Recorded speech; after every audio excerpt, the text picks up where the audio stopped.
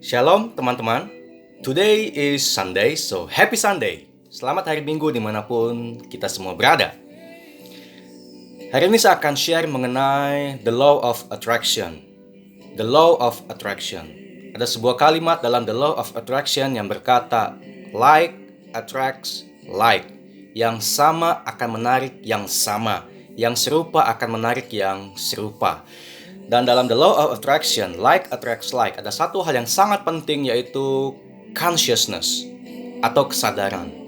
Manusia memiliki kesadaran 3 bagian. Yang pertama adalah consciousness atau alam sadar. Yang kedua adalah subconscious atau alam bawah sadar. Yang ketiga adalah non-conscious atau alam tidak sadar.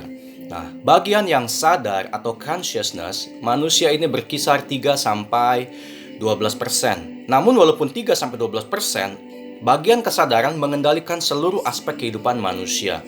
Dan bagian yang sadar akan menarik hal-hal yang serupa, like attracts like. Satu contoh, pernah nggak Anda naik mobil ke satu tempat, kemudian ketika sampai di tempat itu Anda buka dompet, baru sadar SIM ketinggalan. Lalu Anda ngomong gini, waduh, tadi rupanya lupa bawa SIM, tapi untung udah sampai lokasi. So, Anda happy-happy aja, Anda bersyukur, and everything is going well. Tapi pernah nggak Anda di tengah jalan, pada posisi yang sama, buka dompet dan boom, ketahuan tuh, waduh, lupa bawa SIM. Maka mulai ingatanmu dikendalikan rasa takut ketemu polisi, ditilang atau didenda. Maka di sepanjang jalan, ingatan akan rasa takut ketemu polisi membuat seolah-olah di setiap sudut simpang perjalanan itu banyak banget polisi. Dan Anda nggak enjoy driving at that moment. You know why? Karena like attracts like. Ketakutanmu menarik segala kekhawatiran, kecemasan yang lain. Ayub 3:23 berkata, apa yang kutakutkan, itu yang menimpa aku. Apa yang kucemaskan, itu yang mendatangi aku. Like attracts like. Makanya hidup jangan takut, hidup jangan cemas. Karena ketakutan menarik kecemasan, kecemasan menarik ketakutan. Dan itu bisa menjadi sebuah kenyataan terjadi di hidup kita. Yesus berkata dalam Markus 5 ayat yang ke-36, jangan takut, percaya saja. Jangan takut, percaya saja.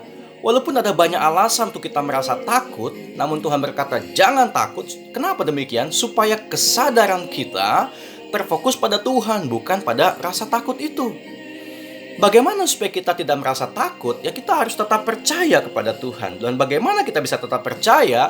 Iman timbul dari pendengaran akan firman Tuhan. Orang benar hidup oleh iman. Roma 1 ayat yang ke-17. Dan iman muncul karena kita mau mendengar firman Tuhan. Hari ini kembali kepada firman Tuhan. Mulai kembali baca Alkitab.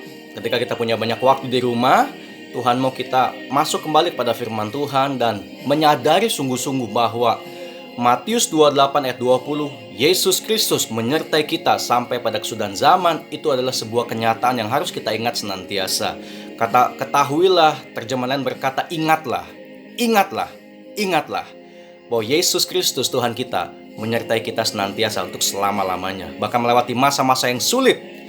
Di tengah-tengah pandemi COVID-19, Yesus Kristus menyertai kita.